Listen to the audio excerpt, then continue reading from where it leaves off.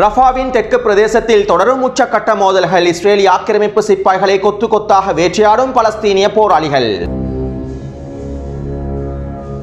மத்திய காசா பிரதேசத்திலும் தரைவழி தாக்குதல்கள் ஆரம்பிக்கப்பட போகின்றனவா? தற்போது மத்திய காசாவில் என்ன நடக்கின்றது? காசாவிலே யுத்தம் நிறைவடைந்ததற்கு பிறகு சர்வதேச படைகளையும் அமைதி படைகளையும் களமிறக்குவதற்கு ஒப்புக்கொண்ட அரபு நாடு.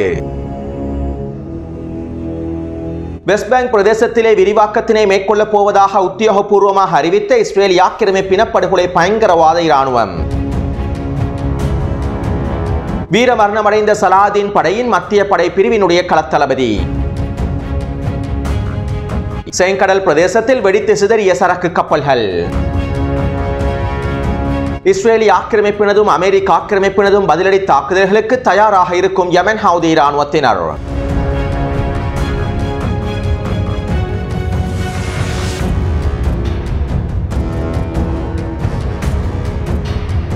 யெமனிலிருந்து ஏவப்பட்ட ட்ரோனானது 10 கிலோகிராம் வெடிபொருட்களை கொண்டிருந்தன. மேலும் இந்த ட்ரோனை எங்களுடைய ராடார் கருவிகள் 6 நிமிடம் அளவில் கண்காணித்திருந்தன. இருப்பினும் எங்களுடைய ராடார் கருவிகளினால் இந்த ட்ரோனை உறுதிப்படுத்த முடியவில்லை. அத்தோடு இந்த ட்ரோனானது செங்கடல் பிரதேசத்தின் வட்ட பாதையினூடாக பயணித்து ஆப்பிரிக்காவின் மூலமாக சினாய் பிரதேசத்தினை அடைந்து மத்திய தரைக்கடல் பிரதேசத்தினூடாக டெல்-அவீவின் மேற்கு பிரதேசத்தினை அடைந்துள்ளது. யெமனிலிருந்து ஏவப்பட்ட இந்த ட்ரோன் 10 மணித்தியாலங்களுக்கு மேலாக பயணம் செய்தே டெல்-அவீவ் பிரதேசத்தினை அடைந்துள்ளது. மேலும் இந்த ட்ரோனானது அதிக தூரம் பயணிக்கும் வகையில் வடிவமைக்கப்பட்டுள்ளது என்றும் இஸ்ரேலிய ஆக்கிரமிப்பினுடைய இராணுவ வானொலி செய்திகளை வெளியிட்டுள்ளது. யெமன் ஹவுதி இராணுவத்தினுடைய இந்த ட்ரோன் தாக்குதல் நடைபெற்று பல மணித்தியாலங்களாக இஸ்ரேலிய ஆக்கிரமிப்பு மேற்கொண்ட விசாரணையின் முடிவாகவே தற்போது இந்த செய்திகள் வெளியிடப்பட்டுள்ளன.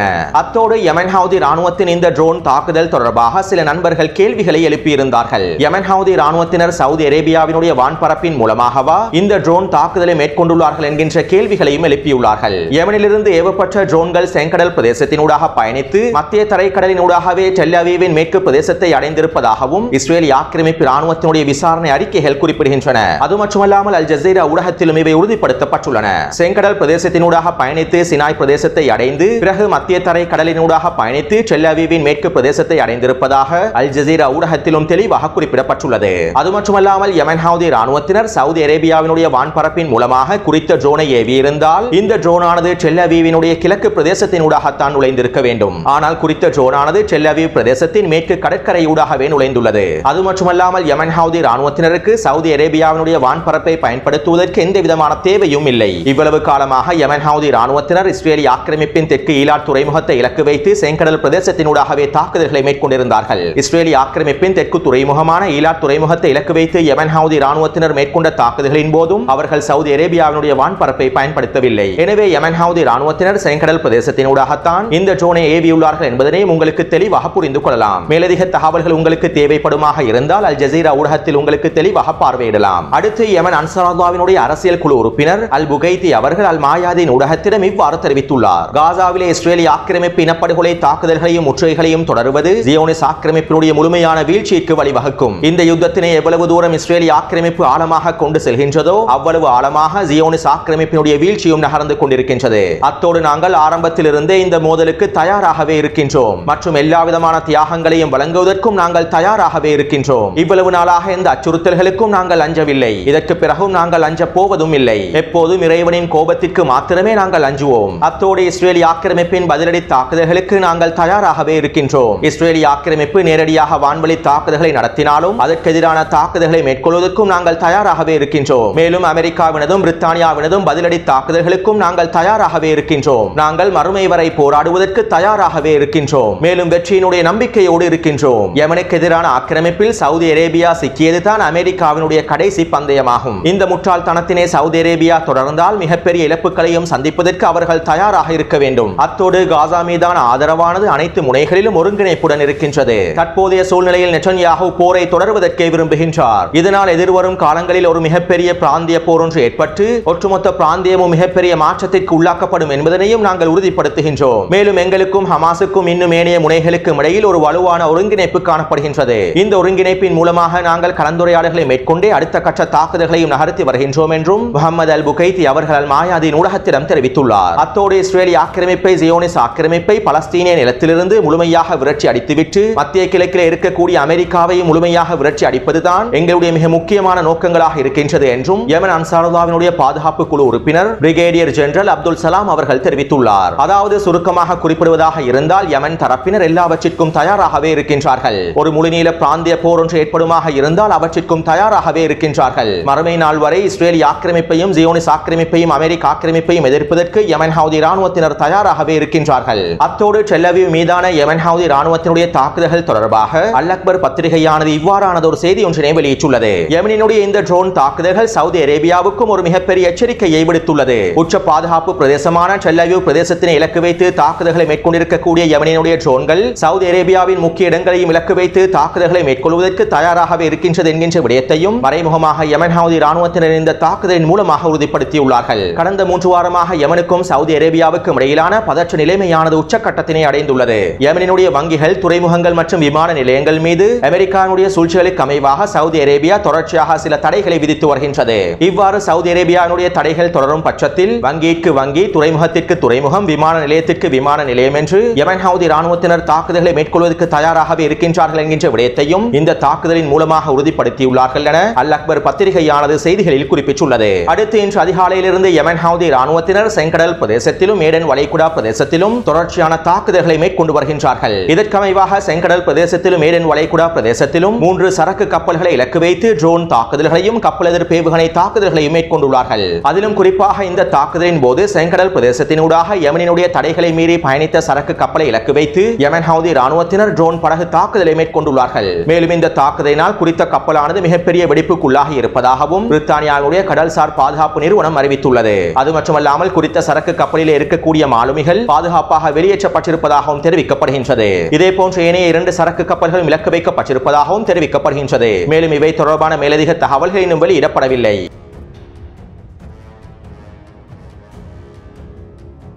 வெஸ்ட் பேங்க் பிரதேசத்திலே இஸ்ரேலிய ஆக்கிரமிப்பு, இனப்படுகொலை, பயங்கரவாத அரசு மேற்கொள்ளக்கூடிய அட்டூழியங்கள் தடுத்து நிறுத்தப்பட வேண்டும் என்றும், மேலும் வெஸ்ட் பேங்க் பிரதேசத்திலே சட்டவிரோத குடியேற்றங்கள் அமைக்கப்படுவதை முழுமையாக தடுத்து நிறுத்த வேண்டும் என்றும் சர்வதேச நீதிமன்றமானது தீர்ப்பொன்றினை வழங்கியுள்ளது. அத்தோடு சர்வதேச நீதிமன்றத்தின் குறித்த தீர்ப்பின் மூலமாக இஸ்ரேலிய ஆக்கிரமிப்பு, இனப்படுகொலை, பயங்கரவாத அரசு பலஸ்தீனிய மக்களை பாகுபாடு மற்றும் நிறவெறியின் அடிப்படையில் தான் கையாளுகின்றது என்பது உறுதி செய்யப்பட்டுள்ளது.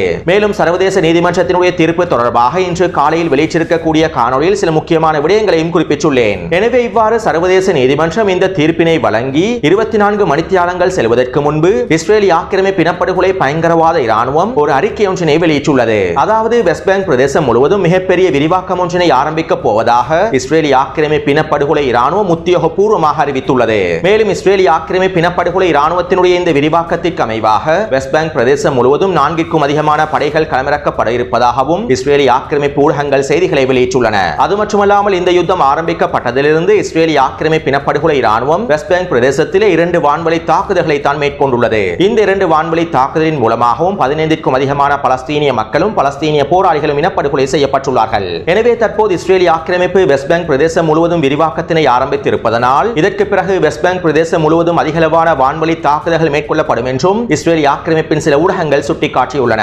அதாவது காசாவை போன்ற வெஸ்ட் பேங்கினுடைய மிக முக்கியமான பிரதேசங்களையும் சிதைத்து ஒட்டுமொத்த வெஸ்ட் பேங்க் பிரதேசத்தையும் இஸ்ரேலிய ஆக்கிரமிப்பு அரசுடன் இணைப்பதுதான் இஸ்ரேலிய ஆக்கிரமிப்பு ராணுவத்தினுடைய புதிய விரிவாக்க திட்டமாக அமைந்திருக்கலாம் என்றும் இஸ்ரேலிய ஆக்கிரமிப்பு ஆய்வாளர்கள் கருத்துக்களை வெளியிட்டுள்ளார்கள். அத்தோடு இன்று காலையிலேயே இஸ்ரேலிய ஆக்கிரமிப்பு, இனப்படுகொலை இராணுவம் ஜெனின், டூபாஸ், நப்லஸ், துல்கராம், ஹீப்ரூன், ரமல்லா மற்றும் கல்கியா ஆகிய பிரதேசங்களுக்குள் நுழைந்து தாக்குதல்களை ஆரம்பித்துள்ளது. குறித்த பிரதேசத்தில் இருக்கக்கூடிய பலஸ்தீனிய போராளிகளை இலக்கு வைத்து தாக்குதல்களை ஆரம்பித்துள்ளது. அது மட்டுமல்லாமல் இன்று காலையிலிருந்து குறித்த பிரதேசங்களில் மாத்திரம் 40க்கும் அதிகமான பலஸ்தீனிய பொதுமக்கள் கைது செய்யப்பட்டிருப்பதாகவும் இஸ்ரேலிய ஆக்கிரமிப்பு ஊடகங்கள் குறிப்பிட்டுள்ளன. அத்தோடு நேற்றைய தினம் ஜெனின் பிரதேசத்திற்கும் துல்கராம் பிரதேசத்திற்கும் இடைப்பட்ட பிரதேசமான ஹெர்மேஷ் பிரதேசத்திலே பலஸ்தீனிய போராளிகள் ஒரு தரமான தாக்குதல் ஒன்றை மேற்கொண்டிருந்தார்கள். இந்த தாக்குதலினால் ஆயுதமேந்திய 4 நிலத்திரர்கள் குறித்த பிரதேசத்திலேயே அளிக்கப்பட்டுள்ளார்கள். மேலும் இந்த தாக்குதலுக்கு பதிலடி வழங்கும் முகமாக இன்றைய தினம் குறித்த பிரதேசத்தினை இஸ்ரேலிய ஆக்கிரமிப்பு ராணுவம் சுற்றி வளைத்து தாக்குதல்களை மேற்கொண்டு வருகின்றது. மேலும் குறித்த பிரதேசத்தில் இருக்கக்கூடிய அல்-கஸாம் படையினரும் அல் குதுஸ் படையினரும் ஒன்றிணைந்து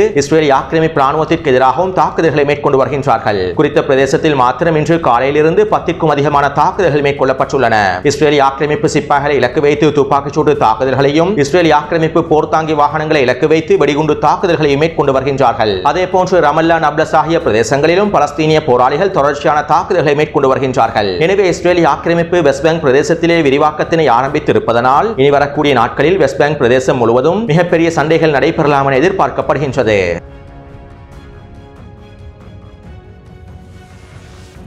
தற்போது இருக்கக்கூடிய சூழ்நிலையில் இருநாட்டு தீர்வுதான் நீடித்த அமைதியை ஏற்படுத்தும். மேலும் இருநாட்டு தீர்வு அங்கீகரிக்கப்படுவதன் மூலமாகத்தான் இஸ்ரேலினுடைய எதிர்காலமும் பாதுகாக்கப்படும். இல்லாவிட்டால் நெடு நாட்களுக்கு இஸ்ரேலினுடைய பாதுகாப்பினை உறுதிப்படுத்த முடியாது என்றும் அமெரிக்காவினுடைய வெளியுறவுத்துறை அமைச்சகம் செய்திகளை வெளியிட்டுள்ளது. அது மட்டுமல்லாமல் இருநாட்டு தீர்வை எதிர்த்து இஸ்ரேலிய ஆக்கிரமிப்பு பாராளுமன்றத்தில் நிறைவேற்றப்பட்டிருக்கக்கூடிய சட்டத்தினையும் அமெரிக்க தரப்பினர் ஆதரிக்கவில்லை என்றும் அமெரிக்காவினுடைய வெளியுறவுத்துறை அமைச்சகம் தெரிவித்துள்ளது.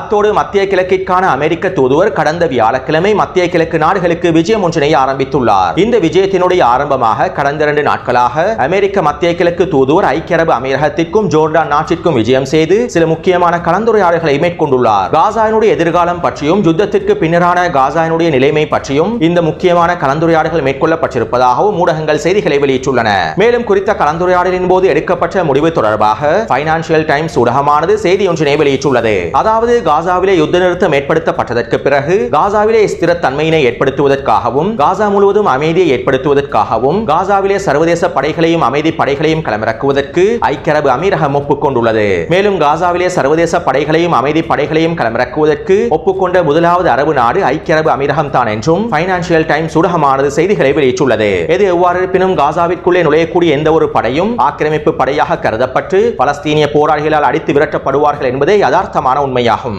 அடுத்து நெட்டன்யாஹூ அமெரிக்க விஜயத்தினை ரத்து செய்து விட்டார் என்கின்ற தகவல்கள் வெளியாகி இருந்தன. இருப்பினும் தற்போது நெட்டன்யாஹூ அமெரிக்க விஜயத்தை தொடர்வதாக உறுதிப்படுத்தப்பட்ட செய்திகள் வெளியாகியுள்ளன. இஸ்ரேலிய ஆக்கிரமிப்பு ஊடகங்கள் இந்த செய்திகளை வெளியிட்டுள்ளன.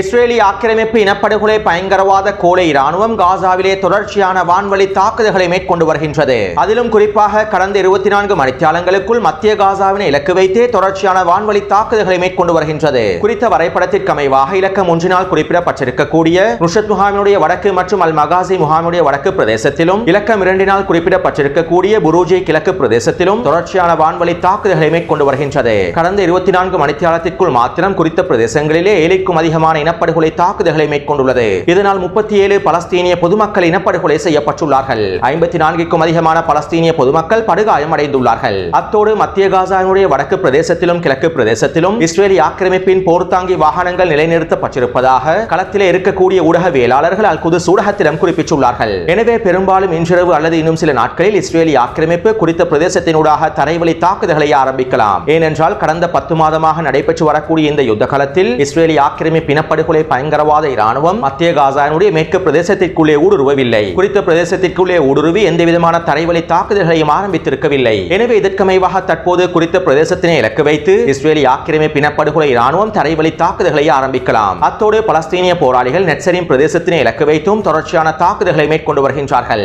கடந்த 48 மணித்தியாலங்களுக்குள் மாத்திரம் நெட்சரின் பிரதேசத்தினை இலக்கு வைத்து அல் கஸாம் படையினரும் அல் குதுஸ் படையினரும் அல் அக்ஸா படையினரும் 10க்கும் அதிகமான மோட்டார் குண்டு தாக்குதல்களையும் ஏவுகணை தாக்குதல்களை மேற்கொண்டு நெட்சரின் பிரதேசத்திலே நிலை கொண்டிருக்கக்கூடிய இஸ்ரேலிய ஆக்கிரமிப்பு சிப்பாய்களையும் கட்டளை தளங்களையும் இலக்கு வைத்து தொடர்ச்சியான தாக்குதல்களை மேற்கொண்டு வருகின்றார்கள். அடுத்து ரஃபாவின் தென்மேற்கு பிரதேசமான தாலல் சுல்தான் பிரதேசத்திலும் ரஃபா நகரினுடைய வடக்கு பிரதேசத்திலும் ரஃபாவின் கிழக்கு பிரதேசத்திலும் இஸ்ரேலிய ஆக்கிரமிப்புக்கும் பலஸ்தீனிய போராளிகளுக்கும் இடையில் உச்சகட்ட மோதல்கள் நடைபெற்று வருகின்றன. கடந்த 4 நாட்களுக்கு முன்பு இஸ்ரேலிய ஆக்கிரமிப்பு இனப்படுகொலை இராணுவம் தெற்கு ரஃபா பிரதேசத்திலிருந்து 2 படைப்பிரிவுகளை முழுமையாக வெளியேற்றியிருந்தது. இருப்பினும் நேற்றைய தினம் இஸ்ரேலிய ஆக்கிரமிப்பு 401வது படைப்பிரிவினை தாலல் சுல்தான் மேற்கு பிரதேசத்தில் களமிறக்கியுள்ளது. இதனால் தான் தற்போது குறித்த பிரதேசங்களில் உச்சகட்ட மோதல்கள் நடைபெற்று வருகின்றன. அது மட்டுமல்லாமல் குறித்த பிரதேசத்திலே பலஸ்தீனிய போராளிகளும் இஸ்ரேலிய ஆக்கிரமிப்பு சிப்பாய்களின் ஆன்மாக்களை கொத்து கொத்தாக வேட்டையாடி வருகின்றார்கள். இதற்கமைவாக அல் அக்ஸா படையினரும் சலாதீன் படையினரும் தாலல் சுல்தானின் மேற்கு பிரதேசத்திலே கூட்டு தாக்குதல் ஒன்றை மேற்கொண்டுள்ளார்கள். இந்த கூட்டு தாக்குதலின் போது நஸ்ஸல் வெடிகுண்டையும் ஆசிப் வெடிகுண்டையும் பயன்படுத்தி 2 மெர்காவா தாங்கிகளை மொத்தமாக வெடிக்க செய்துள்ளார்கள். அதற்குள்ளே இருக்கக்கூடிய இஸ்ரேலிய ஆக்கிரமிப்பு சிப்பாய்களும் அளிக்கப்பட்டுள்ளார்கள். அது மட்டுமல்லாமல் சலாதீன் படையினர் குறித்த பிரதேசங்களில் பிரதேசங்களில் தொடர்ச்சியான துப்பாக்கிச் சூட்டு தாக்குதல்களையும் இயந்திர துப்பாக்கிச் சூட்டு தாக்குதல்களையும் மேற்கொண்டுள்ளார்கள். இந்த தாக்குதலின் மூலமாக பல இஸ்ரேலிய ஆக்கிரமிப்பு சிப்பாய்கள் பூஜ்ய தூரத்தில் அளிக்கப்பட்டுள்ளார்கள். மேலும் குறித்த பிரதேசங்களிலே 3 கட்டிடங்களில் பதுங்கியிருந்த இஸ்ரேலிய ஆக்கிரமிப்பு சிப்பாய்களை இலக்கு வைத்து RPG ஏவுகணை தாக்குதல்களையும் TBG ஏவுகணை தாக்குதல்களையும் மேற்கொண்டுள்ளார்கள். இந்த தாக்குதலினாலும் குறித்த கட்டிடங்களுக்குள் இருக்கக்கூடிய இஸ்ரேலிய ஆக்கிரமிப்பு சிப்பாய்கள் கொத்து கொத்தாக வேட்டையாடப்பட்டுள்ளார்கள். அத்தோடு இஸ்ரேலிய ஆக்கிரமிப்பு மேற்கொண்ட வான்வழி தாக்குதலில் சலாதீன் படையினுடைய மத்திய படை பிரிவின் கள தளபதி வீரமரணம் அடைந்துள்ளார். இந்த செய்தியினை சலாதீன் படையினுடைய ஊடக பேச்சாளரை உத்தியோகபூர்வமாக அறிவித்துள்ளார். அடுத்து அபு அலி முஸ்தபா படையினரும் முஜாஹிதீன் படையினரும் ஒன்றிணைந்து அல் டனூர் சுற்றுப்புற வட்டாரத்திலும் பிரேசில் சுற்றுப்புற வட்டாரத்திலும் ஒரு கூட்டு தாக்குதல் ஒன்றை மேற்கொண்டுள்ளார்கள். இதற்கமைவாக குறித்த பிரதேசங்களிலே கெரில்லா போர் முறையை பயன்படுத்தி 2 மெர்காவா போர்த்தாங்கி வாகனங்களையும் 2 புல்டோசர் வண்டிகளையும் மொத்தமாக அளித்துள்ளார்கள். மேலும் குறித்த பிரதேசத்திலே இஸ்ரேலிய ஆக்கிரமிப்பு சிப்பாய்களை பொறிவைத்து தாக்கியுள்ளார்கள். அடுத்து அல்-அக்ஸா படையினரும் ஒமர் அல் காசிம் படையினரும் ஒன்றிணைந்து ரஃபா நகருக்கு வடக்கு பிரதேசத்திலே முன்னோக்கி சென்று கொண்டிருந்த 2 மெர்காவா போர்த்தாங்கி வாகனங்களையும் ஒரு ட்ரூப்ஸ் கேரியர் வாகனத்தையும் அளித்துள்ளார்கள். RPG ஏவுகணைகளையும் நசல் வெடிகுண்டையும் பயன்படுத்தி இந்த வாகனங்களை மொத்தமாக அளித்துள்ளார்கள். அதற்குள்ளே இருக்கக்கூடிய இஸ்ரேலிய ஆக்கிரமிப்பு சிப்பாய்களும் மொத்தமாக அளிக்கப்பட்டுள்ளார்கள். அடுத்து அல்-கஸாம் படையினரும் அல் குதுஸ் படையினரும் ஒன்றிணைந்து ரஃபா நகருக்கு வடக்கு பிரதேசத்திலே இருக்கக்கூடிய அல் சிக்கா வீதியில் ஒரு கூட்டு தாக்குதல் ஒன்றை மேற்கொண்டுள்ளார்கள். இதன்போது யாசின் ஏவுகணையை பயன்படுத்தி ஒரு மெர்காவா போர்த்தாங்கி வாகனத்தை அளித்துள்ளார்கள். இதைத் தொடர்ந்து தாலல் சுல்தான் பிரதேசத்திலே அல்-கஸாம் படையினர் சுரங்கவழி பாதையிலே வைக்கப்பட்டிருக்கக்கூடிய ஒரு பொறியை பயன்படுத்தி தரமான தாக்குதல் ஒன்றை மேற்கொண்டுள்ளார்கள். மேலும் இந்த சுரங்கவழி பாதை பொறியிலே சிக்கிய இஸ்ரேலிய ஆக்கிரமிப்பின் விசேட படையினர் மொத்தமாக அளிக்கப்பட்டுள்ளார்கள். இதைத் தொடர்ந்து குறித்த பிரதேசத்திலே அதிரடியாக களமிறங்கிய முஜாஹிதீன் படையினர் B7 கவசதிர் ஏவுகணையை பயன்படுத்தி ஒரு மெர்காவா போர்த்தாங்கி வாகனத்தையும் அளித்துள்ளார்கள். அதே போன்று இன்று மாலை ஒமர் அல் காசிம் படையினர் தாலல் சுல்தானின் மேற்கு பிரதேசத்தில் ஒரு மெர்காவா போர்த்தாங்கி வாகனத்தையும் ட்ரூப்ஸ் கேரியர் வாகனத்தையும் வெடிக்கச் செய்துள்ளார்கள். எனவே கடந்த 48 மணித்தியாலங்களுக்குள், அதாவது நேற்றைக்கு முன்தினம் மாலை 6 மணியிலிருந்து இன்று மாலை 6 மணி வரையில் கிடைக்கப்பெற்ற தகவல்களுக்கு அமைவாக 9 மெர்காவா போர்த்தாங்கி வாகனங்களும் 2 புல்டோசர் வண்டிகளும் 2 ட்ரூப்ஸ் கேரியர் வண்டிகளும் அளிக்கப்பட்டுள்ளன. மேலும் 30க்கும் அதிகமான இஸ்ரேலிய ஆக்கிரமிப்பு சிப்பாய்கள் அளிக்கப்பட்டுள்ளார்கள். 20க்கும் அதிகமான இஸ்ரேலிய ஆக்கிரமிப்பு சிப்பாய்கள் படுகாயமடைந்து வைத்தியசாலைகளில் அனுமதிக்கப்பட்டிருக்கலாம். எனவே இந்த காணொலி தொடர்பான கருத்துக்களை பதிவிடுங்கள். தொடர்ந்தும் என்னுடன் இணைந்திருங்கள். நன்றி, வணக்கம்.